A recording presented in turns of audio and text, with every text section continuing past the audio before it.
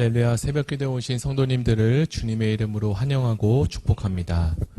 오늘은 욥기 1장 1절에서 12절의 말씀을 가지고 우리에게도 시련이 옵니다 라는 제목으로 하나님 말씀을 나누겠습니다. 그럼 제가 1절부터 12절까지 성경 봉독하겠습니다. 우스 땅에 욥이라는 불리는 사람이 있었는데 그 사람은 온전하고 정직하여 하나님을 경외하며 악에서 떠난 자더라. 그에게 아들 7과 딸 3이 태어나니라. 그의 소유물들은 양이 7,000마리요, 낙타가 3,000마리요, 소가 500결이요, 암나귀가 500마리이며 종도 많이 있었으니 이 사람은 동방사람 중에 가장 훌륭한 자라. 그의 아들들이 자기 생일에 각각 자기의 집에서 잔치를 베풀고 그의 누이 3명도 청하여 함께 먹고 마시더라. 그들이 차례대로 잔치를 끝내면 욥이 그들을 불러다가 성결하게 하되 아침에 일어나서 그들의 명수대로 번제를 드렸으니 이는 욥이 말하기를 혹시 내 아들들이 죄를 범하여 마음으로 하나님을 욕되게 하였을까 함이라. 욥의 행위가 항상 이러하였더라. 하루는 하나님의 아들들이 와서 여호와 앞에 섰고 사탄도 그들 가운데 온지라. 여호와께서 사단에게 이르시되 내가 어디서 왔느냐? 사단이 여호와께 대답하여 이르되 땅을 두루 돌아다녀 여기저기 다녀왔나이다. 여호와께서 사단에게 이르시되 내가 내 종 욥을 주의하여 보았느냐?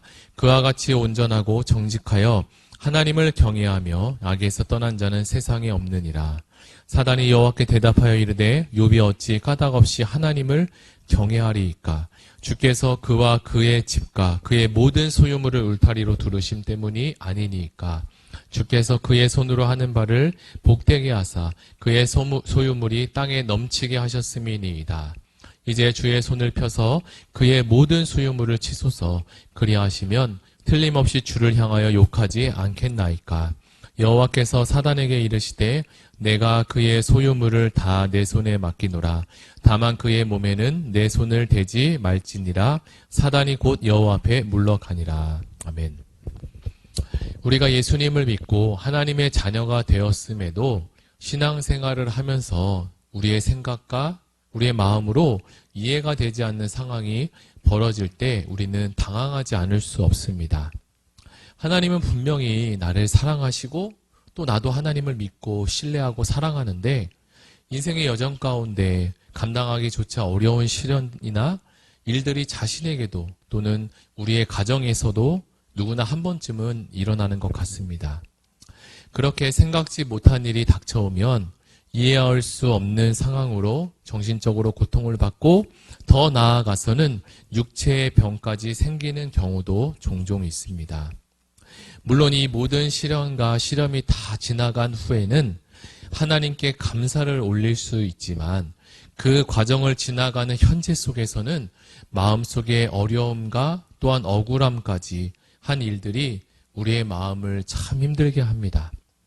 그러나 오늘 우리가 함께 묵상해 갈 이 욥기라는 이 성경은 누구나 한 번쯤은 고통과 고난 속에서 헤매이고 있을 법한 이야기들이 이 욥이라는 믿음의 우뚝 선 한 사람을 통해서 그가 이 고난을, 이 시련을 어떤 마음으로 앞으로 가지게 되었는지, 그리고 그 앞에 있는 사람과 환경으로부터 오는 어려움 속에서 신앙으로 어떻게 극복해 나가고 있는지를 우리로 하여금 배우도록 돕고 있습니다. 물론 이 욥기라는 이 말씀 성경을 한 단어로 또는 한 주제로 딱 하나로 정리하기는 어렵지만 저는 이 욥기를 묵상하면서 그리스도인에게도 시련은 있다. 그리고 그 시련 뒤에는 하나님께서 인도하신다라고 정리하고 싶습니다. 오늘 하루를 살아가는 속에서 큰 시련과 고통 가운데 서 있는 성도님들에게 이 말씀이 큰 위로와 격려가 되시길 바라는 마음으로 하나님 말씀을 나누도록 하겠습니다. 먼저 이 욥기라는 책은 우리가 동일하게 믿는 하나님에 대해서 그리고 신앙에 대해서 설명하고 있는데요. 자기가 믿어온 신앙과 경험을 토대로 욥과 욥의 친구들은 각자가 믿었던 하나님을 자신만의 언어로 설명하고 있습니다. 그들의 내용을 살펴보면 이후에 또 잘 설명을 할 텐데 대부분의 내용은 옳은 내용이지만 그 안에서도 분명한 차이가 있고 그런 대화들이 계속 이어집니다. 저는 이전에 욥기를 읽으면서 이 말씀을 어떻게 나에게 적용해 보면 좋을까라는 고민을 하다가 욥과 욥의 친구들이 이야기하는 내용들을 한번 자세히 살펴보았습니다. 그 내용을 살펴보니까 어느 부분은 분명히 옳고 또 어느 부분에 있어서는 서로가 맞닿아 있지 않고 서로 다른 방향을 가지고 있다는 것을 발견하게 되는데요. 그렇다면 여기서 우리는 어떤 말이 옳고 그르냐를 판결하기보다 누가 더 하나님을 사랑하고 있으며 그리고 신앙의 건강함을 어떻게 하면 우리가 유지할 수 있느냐라고 접근해 보면 좋을 것 같은 생각이 들었습니다. 욥이라는 사람은 어디에 살았냐면 우수 땅에 살고 있었는데 이 우수라는 동네는 에돔 북쪽에 있는 지역이라고 합니다. 그러니까 욥은 이스라엘 사람이 아니라 에돔 사람으로서 여호와 신앙을 가진 하나님을 믿는 사람이었다는 말이죠. 그런데 그 욥을 하나님은 오늘 보니까 말씀에 아주 극진하게 칭찬을 합니다. 욥은 순전하고 정직하여 하나님을 경외하고 있으며 악에서조차 떠난 자라고 합니다. 하나님은 사단과의 대화 속에서도 끊임없이 이 욥에 대해서 인정하고 칭찬하고 있는 것을 보게 됩니다. 잠언에서도 끊임없이 이야기를 하고 있는데 이 믿음이라는 것이 바로 여호와를 경외하는 것이다라고 말합니다. 여호와를 경외하는 것이 지식의 근본이다라고까지도 이야기하는데요. 여기서 말하는 경외라는 뜻은 하나님을 사랑함으로 동시에 그 하나님을 두려워하는 것까지도 이야기합니다. 욥, 그는 순전했고 정직했습니다.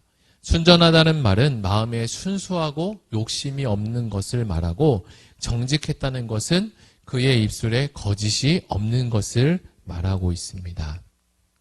어떤 사람은 앞에서 이야기한 것과 그리고 뒤에서 이야기한 것이 너무나 달라서 그분을 더 이상 신뢰하기 어려운 경우도 종종 보게 되는데요.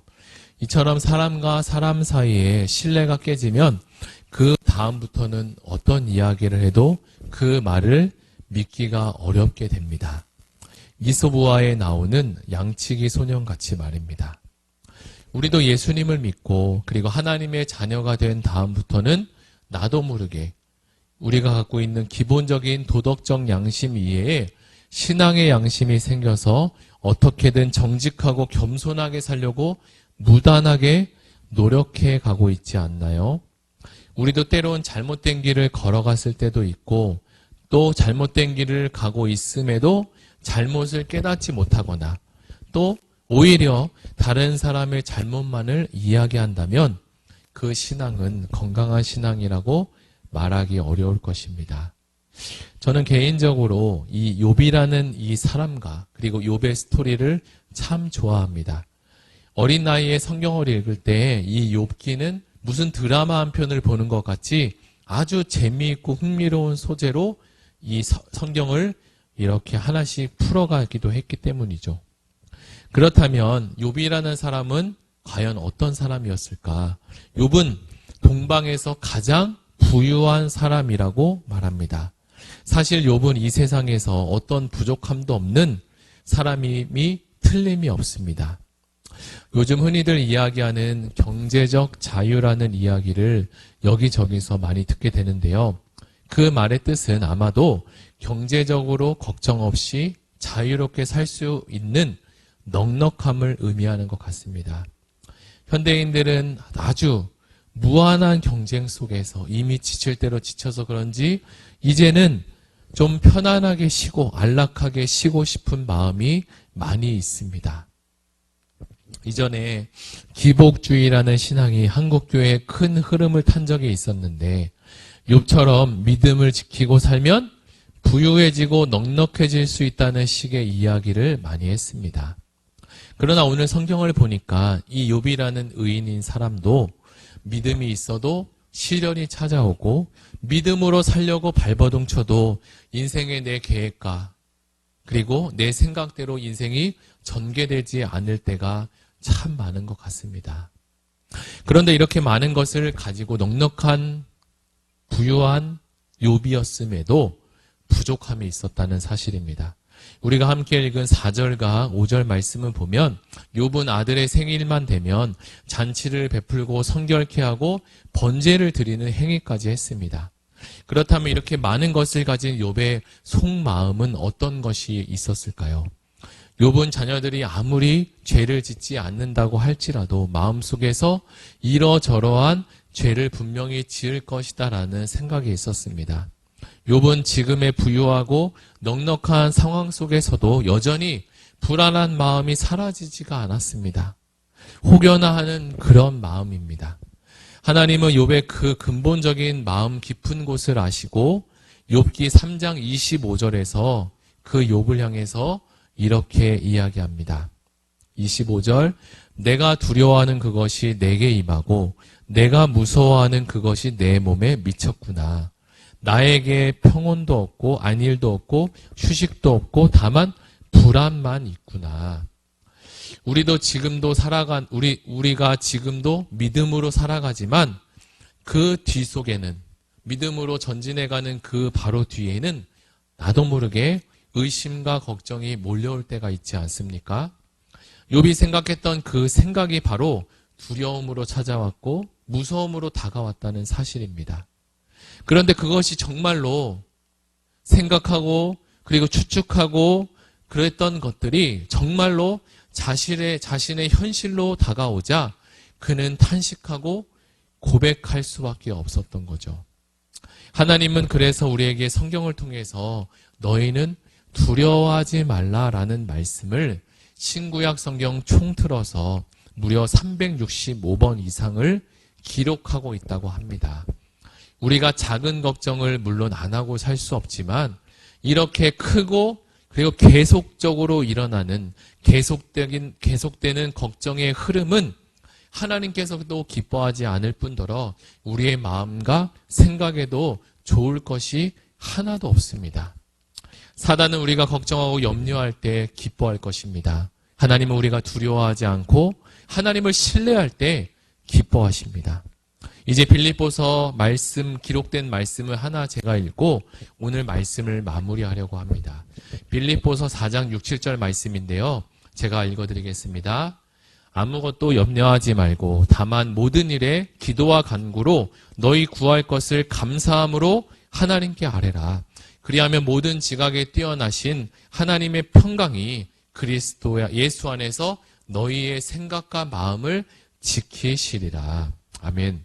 저와 여러분 앞에 염려와 걱정이 없을 수 없으나 염려보다는 감사를 그리고 근심보다는 기도를 부여잡고 다만 모든 일에 기도와 간구와 그리고 감사함으로 하나님께 오늘도 한 걸음 전진해가는 의왕우리교회 모든 성도님이 되시기를 예수님의 이름으로 축복합니다. 다 같이 들은 말씀을 생각하며 함께 기도하시고 또 이번 주 토요일에 있을 토요 비전 새벽 기도회를 위해서도 함께 기도하시고 가지고 오신 개인 기도 제목을 가지고 다 같이 기도하시겠습니다.